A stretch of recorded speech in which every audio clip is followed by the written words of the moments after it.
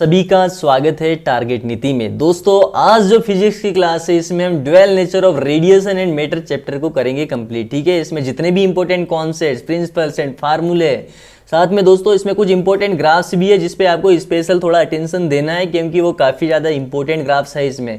तो दोस्तों आज की इस वन शॉट क्लास में हमें कौन कौन से यहाँ पर टॉपिक्स कवर करने हैं आप देख सकते हैं। सबसे पहले हम इंट्रोडक्शन देखेंगे कि ड्वेल नेचर से आप क्या समझते हैं, इलेक्ट्रॉन इमिशन क्या होता है और इसके कौन कौन से टाइप्स है। ठीक है, देन दोस्तों हम यहाँ पर फोटो इलेक्ट्रिक इफेक्ट क्या होता है इसकी एक्सपेरिमेंटल स्टडी भी करने वाले हैं। देन हम यहाँ पर लाइट की जो वेव नेचर होता है उसको वेव थ्योरी में पढ़ेंगे। आइंस्टीन ने जो यहाँ पर फोटो इलेक्ट्रिक इफेक्ट के लिए जो इक्वेशंस दी है जिसे हम क्या बोलते हैं, एनर्जी क्वांटम ऑफ रेडिएशन, ठीक है, इसको भी कवर करेंगे। इसके बाद में दोस्तों लाइट का जो पार्टिकल नेचर होता है जिसे हम फोटॉन के नाम से जानते हैं, ठीक है, इसकी स्टडी करेंगे। और लास्ट में हमारे पास में यहाँ पर मैटर का जो वेव नेचर होता है, ठीक है, डी ब्रॉगली ने जो यहाँ पर इसके लिए हाइपोथेसिस दिए उसको यहाँ पर कवर करेंगे। तो चलिए फिर शुरुआत करते हैं इंट्रोडक्शन से dual nature of radiation and matter की। समझते हैं कि ड्वेल नेचर क्या होता है। ड्वेल नेचर होता है दोस्तों दोहरा व्यवहार या दोहरी प्रकृति प्रदर्शित करना जो हमें रेडिएशन एंड मैटर दोनों में देखने को मिलती है। रेडिएशन क्या होती है, रेडिएशन तो होती है लाइट, ठीक है, और लाइट के हमें दो यहाँ पर नेचर देखने को मिलते हैं। फर्स्ट होता है इसका क्या, पार्टिकल नेचर, और सेकंड होता है इसका वेव नेचर। तो लाइट का तो हम ऑलरेडी इसके दोनों ही नेचर का अध्ययन कर चुके हैं ray optics and way optics में। यही सेम चीज अप्लाई होती है मैटर पर भी, इसके भी दो नेचर होते हैं, पार्टिकल और सेकंड होता है इसका वेव नेचर। ठीक है, तो आज की इस वन शॉट क्लास में दोस्तों रेडिएशन एंड मैटर के लिए हम इसके ड्वेल नेचर को यहाँ पर डिटेल में स्टडी करने वाले हैं। ठीक है, तो ये ड्वेल नेचर की जो थ्योरी है, कॉन्सेप्ट है, किस प्रकार से डेराइव हुआ इसको इसके हिस्टोरिकल बैकग्राउंड से समझते हैं। दोस्तों न्यूटन ने फर्स्ट बताया था क्या कि लाइट तो भाई पार्टिकल की तरह बिहेव करती है। फिर हाइजेंस आए, इन्होंने बोला कि लाइट वेव की तरह बिहेव करती है।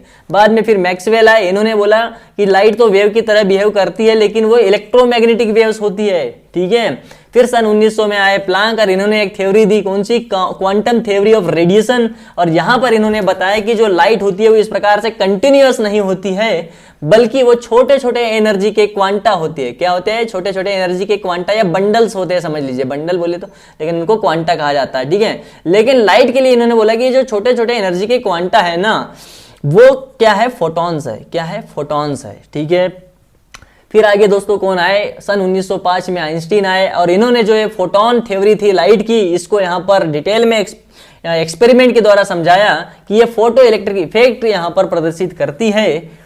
ठीक है, और इसके बाद में कौन आए, सन 1924 में डी ब्रॉगली आए और इन्होंने समझाया कि जो मैटर है वो देखो पार्टिकल नेचर तो हमें मालूम था मैटर का, लेकिन ये वेव नेचर प्रदर्शित करती है।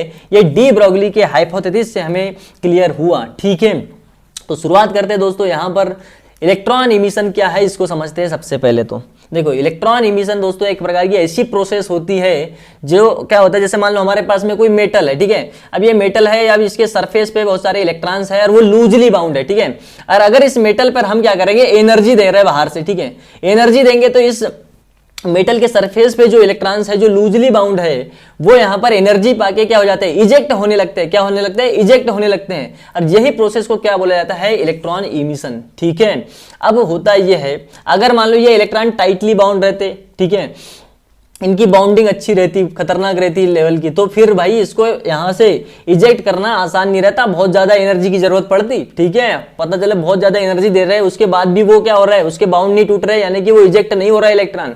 तो दोस्तों अगर हमको किसी भी मेटल के सरफेस से अगर इलेक्ट्रॉन इमिशन करना है तो हमें लूजली बाउंड, जिसमें इलेक्ट्रॉन्स लूजली बाउंड हो, ऐसे मेटल्स की जरूरत पड़ती है। ठीक है, अब लेकिन बात ये आती है कि एनर्जी तो देना, लेकिन कितनी एनर्जी दे।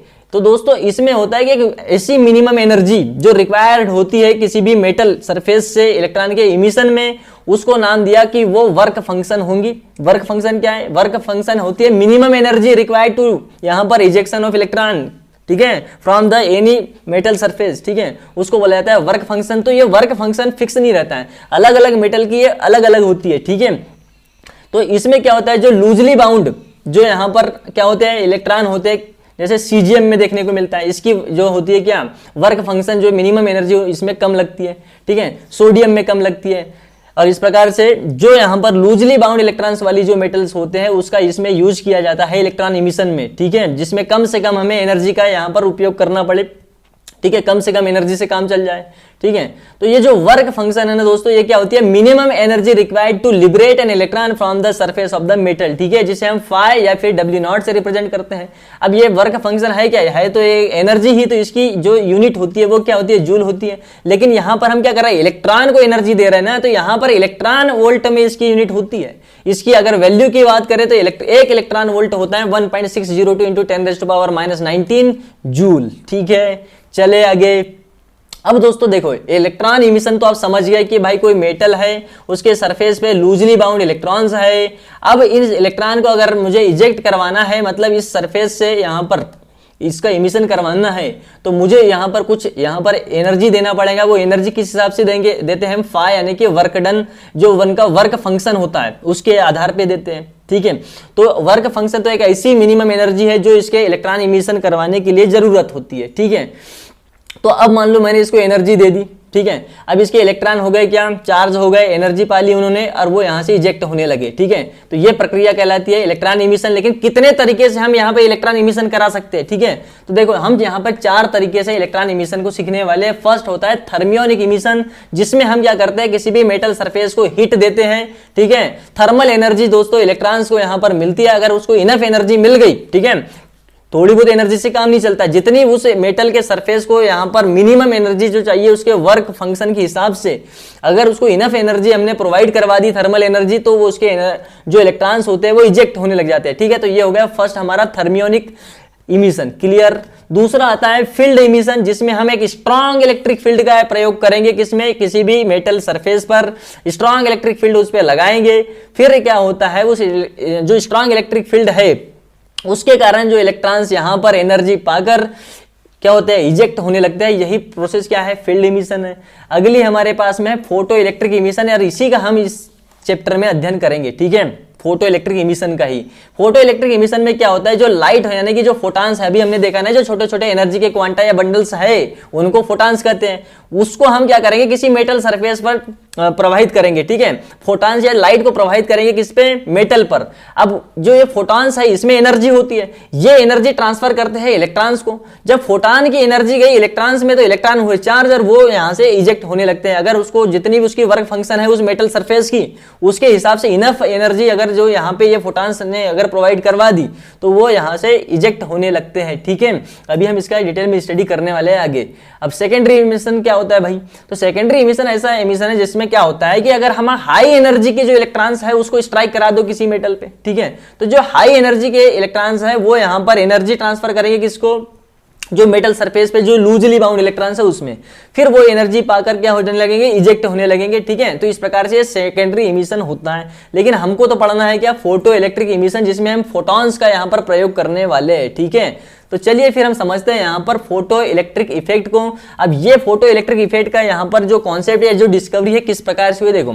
अब इसकी कोई डिस्कवरी कर नहीं रहे थे, ये एक्सीडेंटली यहां पर डिस्कवर हो गया। कैसे हुआ देखो, जो हेनरीज हर्ट्ज थे ना 1887 में, ठीक है, 1887 में क्या कर रहे थे, इलेक्ट्रोमैग्नेटिक वेव्स का यहां पर स्टडी या फिर इस पे कुछ काम कर रहे थे, कुछ एक्सपेरिमेंट कर रहे थे इलेक्ट्रोमैग्नेटिक वेव्स का। ठीक है, लेकिन हुआ ये कि इन्होंने क्या किया, किसी मेटल या सरफेस पे क्या किया इन्होंने, यहां पर जो स्पार्क गैप है, यानी कि जो मेटल के जो इलेक्ट्रोड्स है उस पे क्या किया इन्होंने, यूवी रेस को यहां पे प्रवाहित कर दिया। किस पे, मेटल जो इलेक्ट्रोड्स है उस पे। ठीक है, और जैसे उन्होंने यूवी रेस को उस पे प्रवाहित किया, उसके जो इलेक्ट्रोड्स पे जो इलेक्ट्रॉन थे वो क्या हुए, इजेक्ट होने लगे। और उसके इजेक्शन से क्या हुआ कि स्पार्क होने लगा वहां पे। ठीक है, तो उन्होंने ये देखा यार कि जितना यहां पर मैं जैसे ही यूवी रेस या यूवी जो अल्ट्रावायलेट रेज है या जो लाइट है उसको यहां पर मैं क्या कर रहा हूं, प्रवाहित कर रहा हूं इस मेटल के इलेक्ट्रोड्स पे, तो मुझे यहां पर स्पार्क देखने को मिल रहा है। ठीक है, तो यानी कि इसमें कुछ ना कुछ तो कनेक्शन है। ठीक है,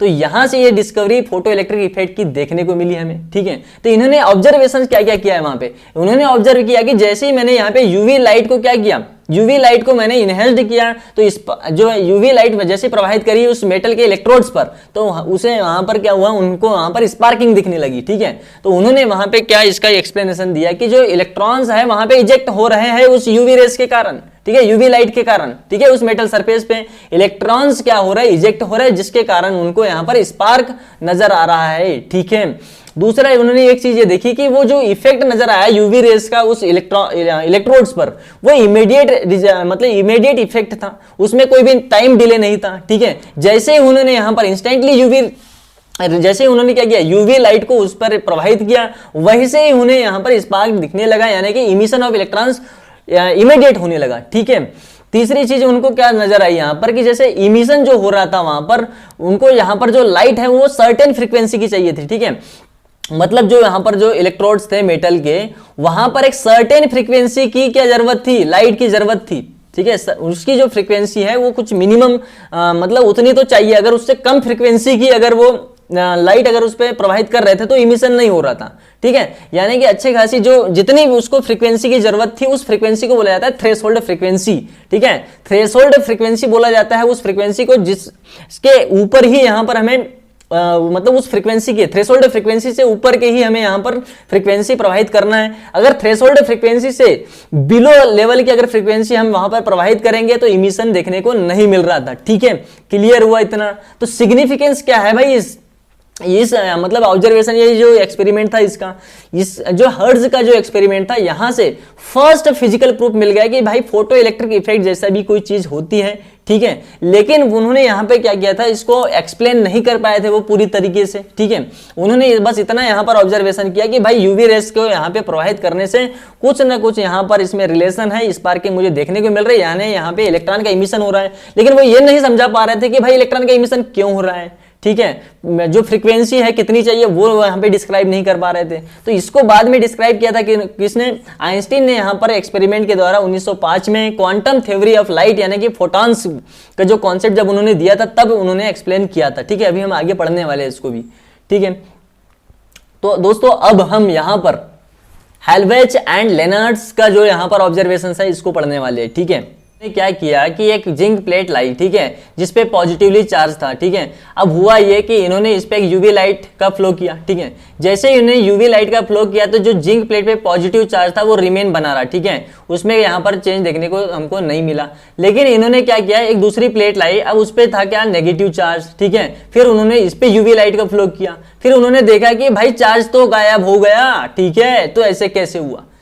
ठीक है, तो उन्होंने कंक्लूजन निकाला कि भाई जो यहां पर यूवी लाइट के कारण हो ये रहा है कि इमिशन तो हो रहा है इलेक्ट्रॉन का। ठीक है, और जो इलेक्ट्रॉन यहां पर इमिट हो रहा है उसको बोल दिया ना कि ये फोटो इलेक्ट्रॉन्स है भाई। क्यों फोटो? क्योंकि वो लाइट के कारण इमिट हो रहा है। ठीक है, तो उन्होंने इसको फोटो इलेक्ट्रॉन्स कह दिया। ठीक है, दूसरी चीज ये है कि नेगेटिव चार्ज भाई लॉस्ट कैसे हुआ? ठीक है, वो इससे हुआ कि भाई यहां पर इस जिंक प्लेट पे इलेक्ट्रॉन्स यहां पर इमिट हुए। ठीक है, तो इन्होंने जो यहाँ पर नेगेटिव जो चार्ज था इस पे उसको न्यूट्रलाइज कर दिया। ठीक है, तो दोस्तों ये इस एक्सपेरिमेंट का क्या इंपॉर्टेंस है? इसका इंपॉर्टेंस ये है कि जो भाई हर्ट्ज ने एक्सीडेंटली डिस्कवर किया था ना कि भाई फोटो इलेक्ट्रिक इफेक्ट हमें देखने को मिलता है। ठीक है, यानी कि इलेक्ट्रॉन्स का इमिशन होता है लाइट के कारण, वो यहाँ पर कंफर्म हो चुका था। ठीक है, कि लाइट के कारण भाई इलेक्ट्रॉन्स तो इजेक्ट होते हैं। ठीक है, अब यहां पर लेनार्ड्स ने भाई थोड़ा सा अच्छे तरीके से इसका क्या किया, एक्सपेरिमेंट किया, और इन्होंने थोड़ा सा कुछ और चीजें यहां पर डिस्क्राइब की। ठीक है, कैसे? इन्होंने क्या किया, यहां पर एक मेटल इमिटर लिया, यानी कि जिससे यहां पर इलेक्ट्रॉन्स का हम इमिट करा सकते थे। ठीक है, और इसके साथ में एक हाईली इवैक्यूएटेड ट्यूब ली। ठीक है, फिर इन्होंने यहां पर यूवी लाइट इस मेटल पर क्या किया, इस मेटल पर फ्लो किया यूवी लाइट का। ठीक है, तो उससे क्या वो देखने को मिला इनको कि भाई देखो इलेक्ट्रॉन्स का इमिशन तो हो रहा है, लेकिन उसके लिए एक मिनिमम जो फ्रीक्वेंसी चाहिए। ठीक है, उस फ्रीक्वेंसी से ऊपर की फ्रीक्वेंसी अगर रहेंगी तभी वहां पर हमें इलेक्ट्रॉन्स का इमिशन देखने को मिलता है। ठीक है, तो वो जो फ्रीक्वेंसी होती है उसको बोला जाता है थ्रेशोल्ड फ्रीक्वेंसी। ठीक है, न्यू नॉट। ठीक है, न्यू नॉट बोला जाता है थ्रेशोल्ड फ्रीक्वेंसी। ये ऐसी फ्रीक्वेंसी होती है अगर इससे कम फ्रीक्वेंसी की अगर लाइट रे हम फ्लो करवाएंगे तो इलेक्ट्रॉन्स का इमिशन नहीं होगा। जो हम न्यू फ्रीक्वेंसी की जो लाइट यहां पर फ्लो करवा रहे हैं किसी भी मेटल पर, वो इस थ्रेशोल्ड फ्रीक्वेंसी से ग्रेटर देन होनी चाहिए भाई, तभी यहां पर इलेक्ट्रॉन्स क्या होते हैं, इमिट होते हैं। क्लियर है?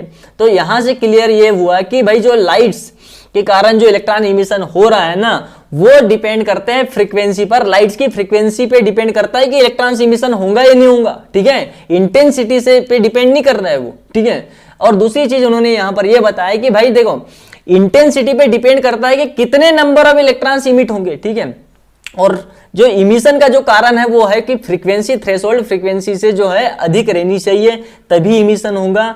और नंबर ऑफ इलेक्ट्रॉन्स कितने वहां पे इमिट होने हैं वो इंटेंसिटी पे डिपेंड करता है। यानी कि करंट, जो फोटो इलेक्ट्रिक करंट होता है ना, यानी कि जो फोटो इलेक्ट्रॉन्स इमिट हो रहे हैं उसके कारण जो करंट फ्लो होता है वो डिपेंड करेगा किस पे, इंटेंसिटी पे। ठीक है, लाइट्स की कितनी इंटेंसिटी है उस पर डिपेंड करता है कि कितना वहां पे फोटो इलेक्ट्रिक करंट देखने को मिलेगा हमें। ठीक है, तो दोस्तों जो इमिशन है उसका कारण क्या है, थ्रेशोल्ड फ्रीक्वेंसी से अधिक फ्रीक्वेंसी की मुझे लाइट रे यहां पर इस पे फ्लो करवाना पड़ेगा। तो यहां से क्लियर ये हुआ कि जो काइनेटिक एनर्जी होती है इमिटेड इलेक्ट्रॉन्स की वो इंटेंसिटी से इंडिपेंडेंट होती है, इंटेंसिटी से एनर्जी का कोई रिलेशन नहीं था। ठीक है, तो जो एनर्जी यानी कि जो काइनेटिक एनर्जी है उसका रिलेशन था फ्रीक्वेंसी के साथ में। ठीक है, कि उस जो थ्रेशोल्ड फ्रीक्वेंसी है उससे अधिक एनर्जी की, उससे अधिक फ्रीक्वेंसी की मुझे क्या चाहिए, उससे अधिक फ्रीक्वेंसी की चाहिए लाइट रे, तब जाके इमिशन कराएगा। तो यानी कि काइनेटिक एनर्जी डिपेंडेंट थी किस पे, डिपेंडेंट थी वो फ्रीक्वेंसी पर, इंटेंसिटी से इंडिपेंडेंट थी। ठीक, इमिशन जो इंस्टेंटियस हो रहा था, जो हम बात कर रहे थे पहले भी कि भाई वहां पे नो टाइम लैग देखने को मिल रहा, मतलब जो जैसे ही मैंने यूवी लाइट उस पर फ्लो करवाई वैसे ही वहां पर इमिशन देखने को मिला। ठीक, यानी कि टाइम वहां पर डिले नहीं हो रहा था। इस वजह से इसका पार्टिकल नेचर कंफर्म हुआ कि भाई ये जो है पार्टिकल नेचर इसका देखने को मिलता है। ठीक, क्लियर है। तो हम यहां पर समझ चुके थे कि भाई लाइट जो है वो पार्टिकल नेचर को यहां पर पार्टिकल की तरह बिहेव करता है, यानी कि फोटॉन्स की तरह बिहेव करता है। ठीक है, अब आगे दोस्तों हम यहां पर यह समझते हैं कि जो एक्सपेरिमेंट जो है यहां पर फोटो इलेक्ट्रिक इफेक्ट का, इसका थोड़ा डिटेल में स्टडी करते हैं। देखो इस एक्सपेरिमेंट के लिए हमें कौन कौन से एपरेटिस की आवश्यकता होती है इसको देख लेते हैं। तो हमें यहां पर वैक्यूम ट्यूब की जरूरत है ये। ठीक है, उसमें यहां पर प्लेट रहनी चाहिए, एक फोटो सेंसिटिव प्लेट, जिससे यहां पर एनर्जी हम अगर इस पे देंगे, लाइट रे इस पे प्रोवाइड मतलब फ्लो करवाएंगे तो इलेक्ट्रॉन का इमिशन होना चाहिए। यानी कि जो ऐसी प्लेट चाहिए मुझे जिसमें जिसके सरफेस पे जो इलेक्ट्रॉन्स होते हैं वो लूजली बाउंड हो। ठीक है, इसलिए हम बोल रहे हैं कि फोटो सेंसिटिव प्लेट हो, मतलब उस पर इस जो लाइट रे है उसका प्रभाव पड़ना चाहिए। ठीक है, इसलिए बोल रहे हैं sensitive, photo sensitive, light sensitive. ठीक है, अब यहां पर ये क्वार्ट्ज विंडो चाहिए, मतलब यहां पर एक ऐसी विंडो रहना चाहिए जिससे फ्लो हो सके लाइट का। ठीक है, फिर क्या चाहिए अपने को यहां पर अपने को यहाँ पे वोल्ट मीटर अमीटर चाहिए। ठीक है, वोल्ट मीटर क्यों, क्योंकि हम यहाँ पर क्या लगाने वाले हैं, यहाँ पर पावर सप्लाई यानी कि पोटेंशियल डिफरेंस लगाएंगे। ठीक है, अमीटर गैल्वेनोमीटर क्यों चाहिए, क्योंकि यहाँ पर जो फोटो इलेक्ट्रिक करंट जो यहाँ पे जो इमिटेड इलेक्ट्रॉन्स है उसके कारण जो फोटो इलेक्ट्रिक करंट फ्लो हो रहा है उसको यहाँ पर मेजर करने के लिए हमको अमीटर या फिर गैल्वेनोमीटर चाहिए। ठीक है, तो ये सभी अपरेटस की जरूरत पड़ती है। अब इसकी वर्किंग प्रिंसिपल क्या है, जैसे हमने अभी बात करी कि भाई लाइट जो है उसकी फ्रीक्वेंसी जो है, जो हम यहाँ पर इस प्लेट पर जो यहाँ पर जो लाइट इंसिडेंट करवा रहे हैं ना, इसकी फ्रीक्वेंसी यानी कि जो न्यू है वो ग्रेटर देन होनी चाहिए थ्रेशोल्ड फ्रीक्वेंसी यानी कि न्यू नॉट से। ठीक है, तभी इलेक्ट्रॉन्स इमिट होंगे। अगर इस थ्रेशोल्ड फ्रीक्वेंसी से लो अगर फ्रीक्वेंसी की अगर हमने यहां पर लाइट फ्लो करवाई तो इलेक्ट्रॉन्स का इमिशन नहीं होगा। क्लियर है, पहला पॉइंट, थ्रेशोल्ड फ्रीक्वेंसी से हमको यहां पर ग्रेटर फ्रीक्वेंसी की लाइट इस पे फ्लो करवानी है, तभी फोटो इलेक्ट्रॉन्स इमिट होंगे। ठीक, क्लियर है। तो यानी कि जो यहां पर इलेक्ट्रॉन्स का इमिशन है वो किस पे डिपेंड कर रहा है, फ्रीक्वेंसी पर, नॉट इंटेंसिटी। ठीक है, इंटेंसिटी पे डिपेंड ये करता है कि कितने नंबर ऑफ इलेक्ट्रॉन्स इमिट होंगे। ठीक है, यानी कि current, photo electric current depend करता है इंटेंसिटी पर, और इलेक्ट्रॉन्स का इमिशन जो है वो डिपेंड करता है फ्रीक्वेंसी पर, लाइट की फ्रीक्वेंसी पर। ठीक है, चले आगे। अब दोस्तों यहां पर अलग अलग थोड़े से इन्होंने क्या किया, ऑब्जर्वेशन करी थी। अगर मान लो इंटेंसिटी कांस्टेंट थी तो अगर फ्रीक्वेंसी में चेंज कर रहा है फिर क्या हो रहा था, अगर फ्रीक्वेंसी में अगर फ्रीक्वेंसी को कांस्टेंट कर ले, इंटेंसिटी को चेंज करेंगे तब क्या होगा। ठीक है, तो इस प्रकार के कुछ इन्होंने ऑब्जर्वेशन किए थे, हम आगे अभी देखेंगे उसको। अब थोड़ा सा ये समझते हैं कि जो एनर्जी है अभी हमने देखा कि वो तो डिपेंड करती है डायरेक्टली किसके, फ्रीक्वेंसी के, वो किस प्रकार से करती है अभी हम इसको डिस्क्राइब करेंगे। ठीक है, तो जो प्लांक ने यहाँ पर जो एक जो थ्योरी दी थी, क्या प्लांक कांस्टेंट जो थ्योरी थी, क्या E is equal to h nu. ठीक है, क्योंकि एनर्जी जो है वो डायरेक्टली यहाँ पे प्रोपोर्शनेट होती है किसके, फ्रीक्वेंसी के। तो अगर E प्रोपोर्शनेट है डायरेक्टली किसके, इस न्यू के यानी कि फ्रीक्वेंसी के, तो E इजिकल टू, अगर इस प्रोपोर्शन हटाएंगे तो एक कांस्टेंट आएगा, ये H, ये H क्या होता है, प्लांक कांस्टेंट होता है। ठीक है, तो E इजिकल टू हमको एच न्यू देखने को मिलता है। ठीक है, क्लियर है कि यहाँ पे H क्या है, प्लांक कांस्टेंट है, जिसकी वैल्यू 6.63 इंटू 10⁻⁻34 जूल पर सेकेंड होती है। ठीक है, यहां तक तो कोई दिक्कत परेशानी नहीं। लेकिन अब बात ये आती है कि जो वर्क फंक्शन मुझे कितना एनर्जी उस प्लेट पर देना है कि इलेक्ट्रॉन्स का इमिशन हो सके, वो वर्क फंक्शन कहलाता है कि ऐसी मिनिमम एनर्जी जो उस प्लेट या सरफेस से मुझे इलेक्ट्रॉन्स के इमिशन के लिए आवश्यक है, ठीक है, उसे हम फाई से डिनोट करते हैं या डब्ल्यू नॉट से भी कर सकते हैं। तो ये कितनी होगी, ये होंगी फाई इजिकल टू जो वर्क फंक्शन है कितना होगा, एच न्यू नॉट होगा, ठीक है। न्यू नॉट क्या है भाई, थ्रेशोल्ड फ्रीक्वेंसी है, जितने मतलब जो ये न्यू नॉट है इससे अधिक फ्रीक्वेंसी की लाइट रहनी चाहिए तभी वहां पर इमिशन होने वाला है, इसलिए हम यहाँ पर phi is equal to h nu naught ले सकते हैं। क्लियर है, कोई दिक्कत नहीं है इसमें। तो दोस्तों यहां पर देखो जो एनर्जी रहने वाली है ना, वो कितनी एनर्जी देखने को मिलती है, एनर्जी ई इजिकल टू देखने को मिलेगा फाई प्लस काइनेटिक एनर्जी।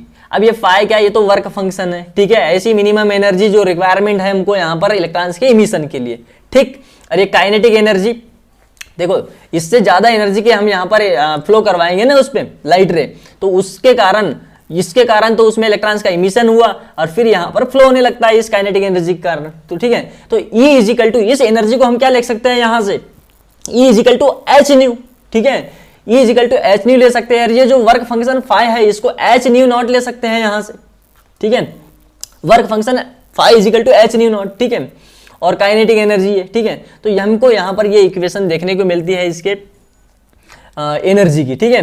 तो h nu is equal to h nu naught plus kinetic energy के बराबर होंगी। अब ये न्यू नॉट क्या है भाई, हमने बात करी कि जो थ्रेशोल्ड फ्रीक्वेंसी, इससे अधिक फ्रीक्वेंसी की लाइट रहनी चाहिए तभी वहां पर इमिशन होने वाला है, इसमें तो कोई दिक्कत परेशानी है नहीं। अब ये काइनेटिक एनर्जी के बराबर क्या देखने को मिलेगा, हम यहाँ पर एच न्यू माइनस में एच न्यू नॉट ले सकते हैं, ठीक है, काइनेटिक एनर्जी बराबर इसे H nu minus H nu naught. तो kinetic energy equal to H को हमने लिया कॉमन, तो हमको न्यू माइनस न्यू नॉट देखने को मिला। और इस फार्मूले से क्लियर हो चुका है कि जो काइनेटिक एनर्जी होती है ये न्यू माइनस न्यू नॉट यानी कि वो फ्रीक्वेंसी पे डिपेंड करती है, नॉट इंटेंसिटी पे, ठीक है। तो यहां पर जो इमिटेड इलेक्ट्रॉन्स है उसकी काइनेटिक एनर्जी कितनी होगी, वो किस पे डिपेंड करेंगी, वो लाइट रे की फ्रीक्वेंसी पे डिपेंड करेंगी। क्लियर है, कोई दिक्कत परेशानी नहीं, यहां से क्लियर हो चुका है। अब यहाँ पे देखो जो ऑब्जर्वेशंस थे हमारे, जो फोटो इलेक्ट्रिक एक्सपेरिमेंट है ना, इसके क्या क्या ऑब्जर्वेशंस हमें यहाँ पर इस एक्सपेरिमेंट के देखने को मिले उसको समझते हैं। देखो पहली चीज, अगर मान लो अगर इंटेंसिटी का क्या इफेक्ट पड़ता है अगर फ्रीक्वेंसी कांस्टेंट है तब, ठीक है।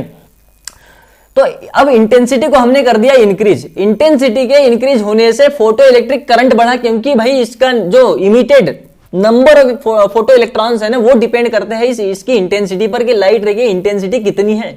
अगर इंटेंसिटी अगर ज्यादा है, इंक्रीज करेंगे तो जो नंबर ऑफ इलेक्ट्रॉन्स है वो भी अधिक से अधिक यहां पर क्या होंगे, इमिट होंगे, तो उसके कारण फोटो इलेक्ट्रिक जो करंट है वो भी इंक्रीज होगा।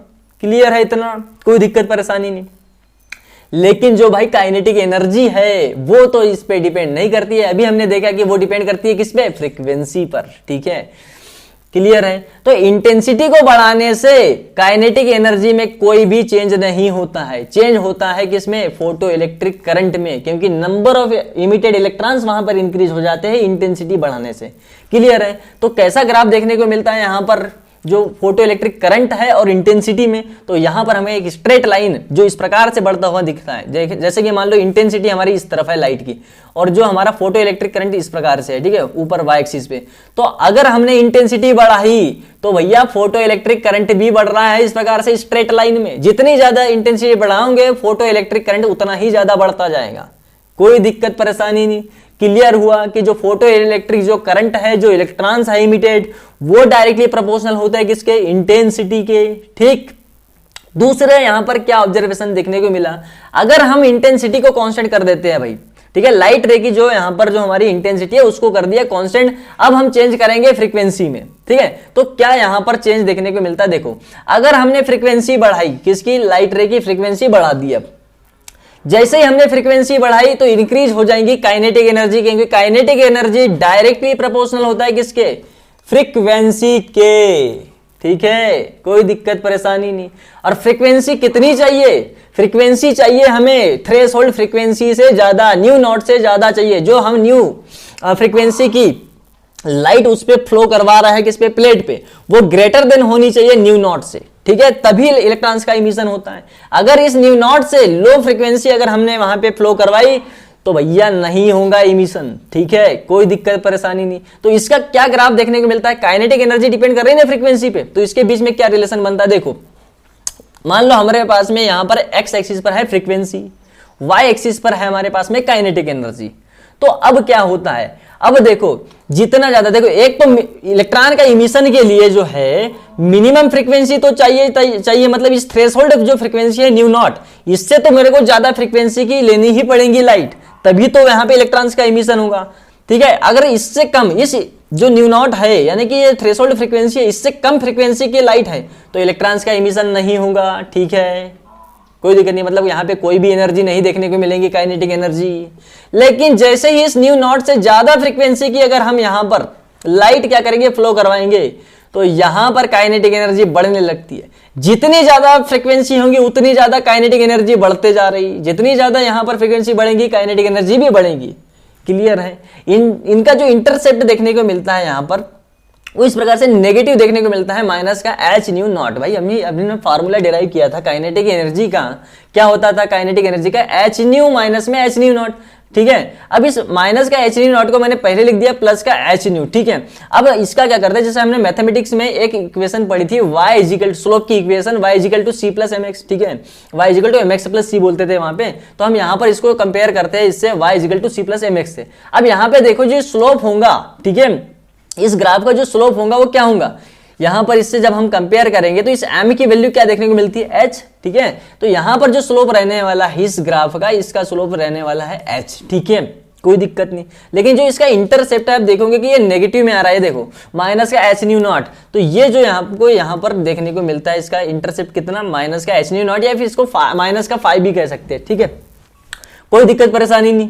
ठीक है, तो फ्रीक्वेंसी जो है यहाँ पर अफेक्ट करती है किसको, काइनेटिक एनर्जी को डायरेक्टली। ठीक है, क्योंकि काइनेटिक जो एनर्जी होती है वो डायरेक्टली प्रोपोर्शनल होती है किसके, फ्रीक्वेंसी के। जितने ज्यादा फ्रीक्वेंसी बढ़ेगी काइनेटिक एनर्जी भी उतनी ज्यादा बढ़ेगी। ठीक है, चले आगे। तो अब दोस्तों यहां पर देखने वाले हैं क्या, आइंस्टीन ने जो थ्योरी दी है फोटो इलेक्ट्रिक इफेक्ट के लिए उसको देखने वाले हैं। ठीक है, तो दोस्तों आइंस्टीन ने यहाँ पर फोटो इलेक्ट्रिक इफेक्ट के लिए क्या थ्योरी दी थी, उन्होंने क्या डिस्क्राइब किया था, देखो उन्होंने इंस्टेंट इमिशन किस प्रकार से इलेक्ट्रॉन्स का होता है उसको समझाया, थ्रेशोल्ड फ्रीक्वेंसी को उन्होंने यहाँ पे डिस्क्राइब किया था, काइनेटिक एनर्जी यहाँ पर डिपेंडेंस होती है फ्रीक्वेंसी पर उसको क्लियर किया, और इंटेंसिटी पर डिपेंडेंट नहीं होती है इसको बताया। ठीक है, तो किस प्रकार से उन्होंने यहाँ पर क्या क्या अजम्पशंस लिए थे अपने एक्सपेरिमेंट में। देखो सबसे पहली चीज तो उन्होंने लाइट को माना था कि वो फोटॉन्स के रूप में होते हैं, यानी कि पार्टिकल नेचर में होते हैं। ठीक है, कंटिन्यूअस वेव की तरह नहीं होते। ठीक है, और जो ईच फोटॉन होता है उसमें जो एनर्जी होती है E is equal to h nu होती है। सिंगल फोटॉन जो है वो इंटरेक्ट करता है किसी सिंगल इलेक्ट्रॉन के साथ में, और उससे यहाँ पर उसकी एनर्जी ट्रांसफर होती है फोटॉन की इलेक्ट्रॉन में, और वहां से इलेक्ट्रॉन्स का इजेक्शन होता है। ठीक है, और जो एनर्जी होती है यहाँ पर फोटॉन की वो दो तरीके से, 2 पार्ट्स में यहाँ पर देखने को मिलती है। पहली तो जो वर्क फंक्शन यानी कि जो मिनिमम एनर्जी रिक्वायरमेंट है इलेक्ट्रॉन के इमिशन के लिए उसमें, और जो रिमेनिंग जो एनर्जी बची हुई रहती है वो काइनेटिक एनर्जी में यहाँ पर चेंज हो जाती है, इलेक्ट्रॉन की काइनेटिक एनर्जी में। ठीक है, तो अल्बर्ट आइंस्टीन ने यहाँ पर जो फोटो इलेक्ट्रिक इक्वेशन का जो दिया था, कौन सा इक्वेशन दिया कि h nu is equal to phi, यानी कि जो वर्क फंक्शन है और बची हुई जो काइनेटिक एनर्जी है के मैक्सिमम बोल दिया। ठीक है, kinetic energy maximum of the electron. ठीक, तो ये हमको यहाँ पर इक्वेशन देखने को मिला था। इसका क्या मतलब है भाई, इसका मतलब ये है ये जो एच न्यू है ना ये E equal to h nu है। ठीक है, और जो यहाँ पर टोटल एनर्जी है हमारे पास में एच न्यू, और ये यहाँ पर 2 पार्ट्स में देखने को मिलती है, वर्क फंक्शन जो मिनिमम जो एनर्जी चाहिए किसके लिए, इलेक्ट्रॉन के इमिशन के लिए, और जो रिमेनिंग जो एनर्जी होती है वो इलेक्ट्रॉन जो इमिशन हुए हैं इलेक्ट्रॉन्स उसकी काइनेटिक एनर्जी में बदल जाती है। ठीक है, तो देखो एच क्या है भाई, एच है प्लैंक कांस्टेंट, न्यू क्या है अपने पास में, ये है frequency of the incident light, जो हम यहाँ पर लाइट को फ्लो करवा रहे हैं प्लेट पे उसकी फ्रीक्वेंसी है। ठीक है, और ये फ्रीक्वेंसी कितनी होनी चाहिए, जो थ्रेशोल्ड फ्रीक्वेंसी है इससे ये फ्रीक्वेंसी ग्रेटर होनी चाहिए। ठीक है, जो फाई है, फाई क्या है, फाई वर्क फंक्शन है, ऐसी मिनिमम एनर्जी रिक्वायरमेंट होती है जो इलेक्ट्रॉन को इजेक्शन के लिए जरूरी है। ठीक है, तो आगे हम यहाँ पर बात ये करते हैं कि जो देखो जो हमारी जो काइनेटिक एनर्जी यानी कि जो के मैक्सिमम है वो इक्वल टू होती है किसकी, इलेक्ट्रॉन यानी कि जो ई है, और वी नॉट, और वी नॉट क्या है, स्टॉपिंग पोटेंशियल। अभी हम इसको पढ़ने वाले हैं डिटेल में कि स्टॉपिंग पोटेंशियल क्या चीज है। ठीक है, अब ये किस प्रकार से आया, देखो ई वी नॉट किस प्रकार से आया, काइनेटिक एनर्जी के बराबर। ठीक है, पहली चीज तो स्टॉपिंग पोटेंशियल जो है वी नॉट, जिसे हम इस प्रकार से डिनोट करते हैं वी नॉट से, ये क्या होता है, स्टॉपिंग पोटेंशियल दोस्तों ऐसा मिनिमम पोटेंशियल होता है जिसको अप्लाई करेंगे हम किसमें, यहाँ पर फोटो इलेक्ट्रिक जो प्रोसेस है उसमें, तो ये क्या करता है, स्टॉप कर देता है किसको, फोटो इलेक्ट्रिक इफेक्ट को। अगर हम इसको अपोजिट डायरेक्शन में अप्लाई कर देंगे, ठीक है, तो ये एक अपोजिट डायरेक्शन में इसको अप्लाई किया जाता है, ऐसा मिनिमम पोटेंशियल है जो यहाँ पर स्टॉप कर देता है फोटो इलेक्ट्रिक इफेक्ट की प्रोसेस को, ठीक है।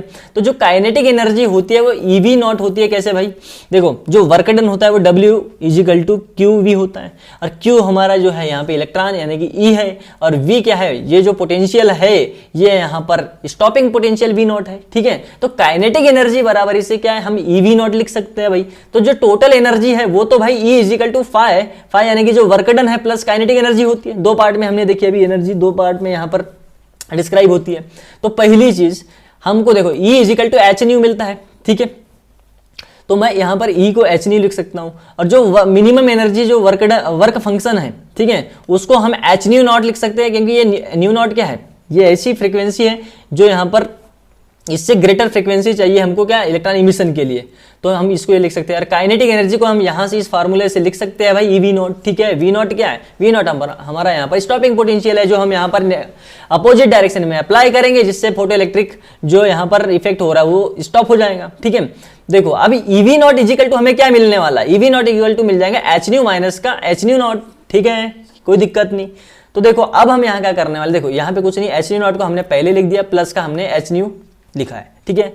अब क्या करते हैं, इस E जो इलेक्ट्रॉन है इसको डिवाइड कर देते हैं इन दोनों में, और V0 = जो हमारा स्टॉपिंग पोटेंशियल है इसके इक्वल क्या मिल जाएगा, माइनस का h/E0 प्लस hν/E। कोई दिक्कत परेशानी नहीं। तो ये हमको यहाँ पर इक्वेशन मिल जाती है स्टॉपिंग पोटेंशियल की। अब इसको हम ग्राफ में समझते हैं, जिसको हम y = c + mx से कंपेयर करते हैं। यहां से हमें स्लोप मिलता है कि इस m की वैल्यू है h/E, ठीक है। तो देखो स्लोप हमें मिल गया क्या, m = h/E, और जब हम इसका ग्राफ ड्रा करेंगे यहाँ पर इस न्यू यानी कि ये फ्रीक्वेंसी है और ये v हमारे पास में स्टॉपिंग पोटेंशियल है, तो आप पाओगे कि यहाँ पर देखो ये तो क्या है, ν0 है हमारी क्या ऐसी थ्रेशोल्ड फ्रीक्वेंसी है जिससे अधिक फ्रीक्वेंसी पर ही यहाँ पे इलेक्ट्रॉन का इमिशन हो सकता है, ठीक है।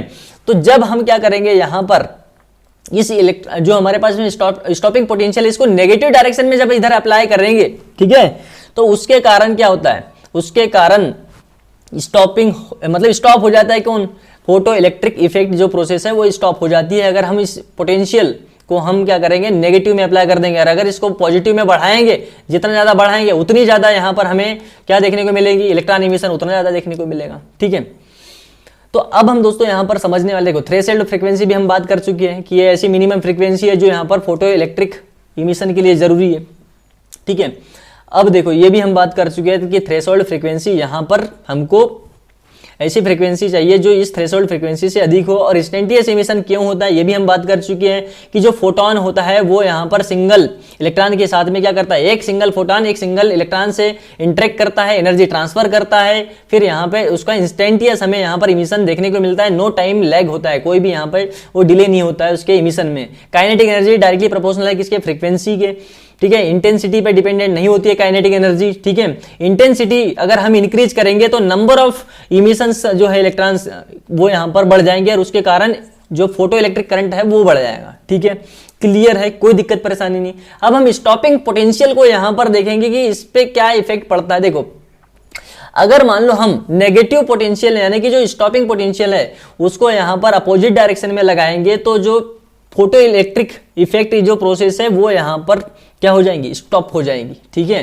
दूसरी चीज अगर हम पोटेंशियल को बढ़ाएंगे तो फोटो इलेक्ट्रिक जो इफेक्ट है फोटो इलेक्ट्रिक इफेक्ट वो इंक्रीज हो जाता है, करंट इंक्रीज हो जाएगा। अगर पॉजिटिव पोटेंशियल अगर हमने लगाया तो एक्सेलरेट हो जाएगा ना, वहां पे एनर्जी और ज्यादा बढ़ेगी, ठीक है। लेकिन अगर हम कोई भी यहां पर जीरो पोटेंशियल कर दे, ठीक है, even without any applied voltage, फिर भी तो वहां पे कुछ ना कुछ क्या होगा, काइनेटिक एनर्जी जो है वहां पे होगा ही, फ्लो होगा उसका, क्योंकि लाइट जो है लाइट के कारण तो होगा ही ना, जैसे पोटेंशियल के कारण नहीं हो रहा भाई कोई वहां पे इमिशन, लेकिन जो हम लाइट वहां पर उस पे इंसिडेंट कर रहे हैं उसकी एनर्जी के कारण तो वहां पे होने वाला है इलेक्ट्रॉन्स का इमिशन।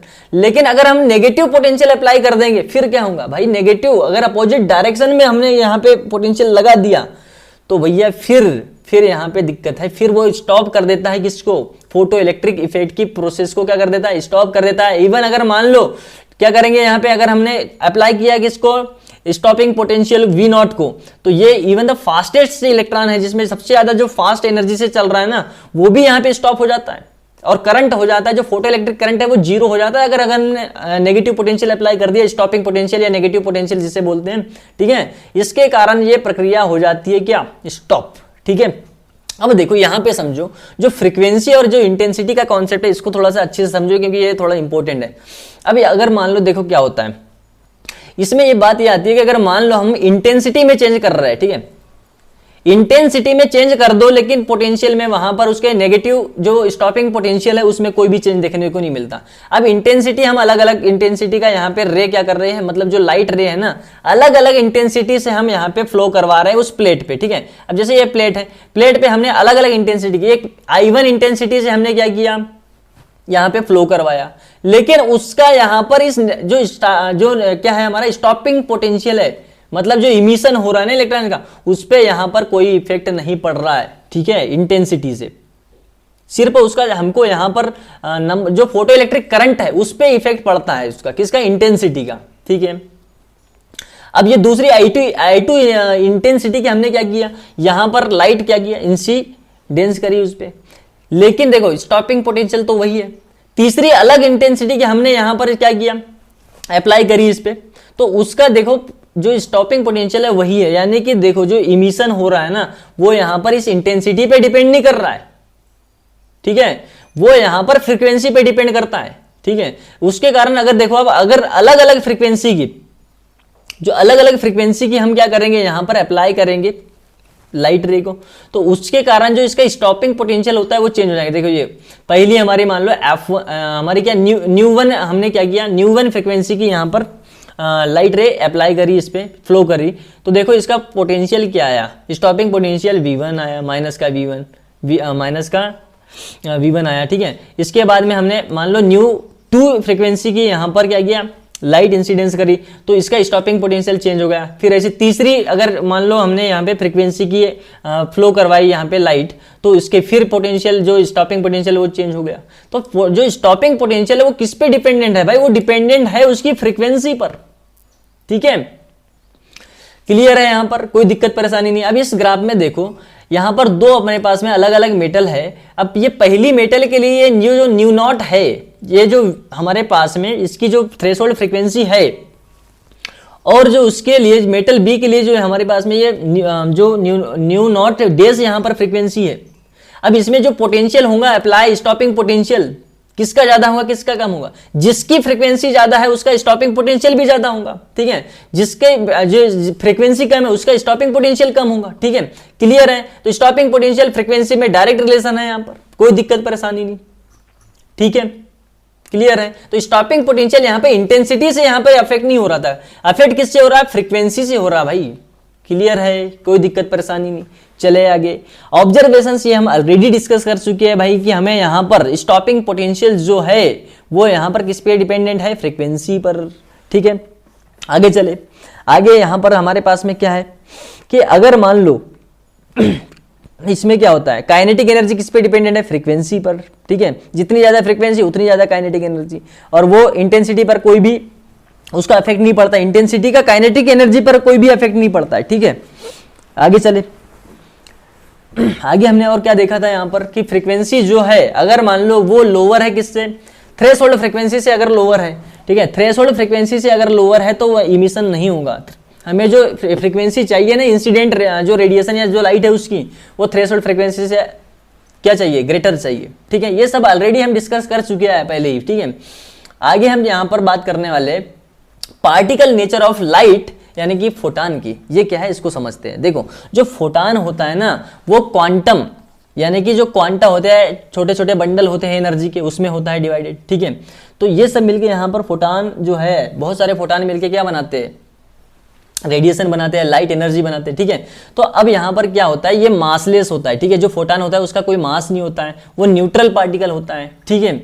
अब ये क्या करता है, इलेक्ट्रोमैग्नेटिक एनर्जी को यहाँ पर कैरी करता है, ठीक है।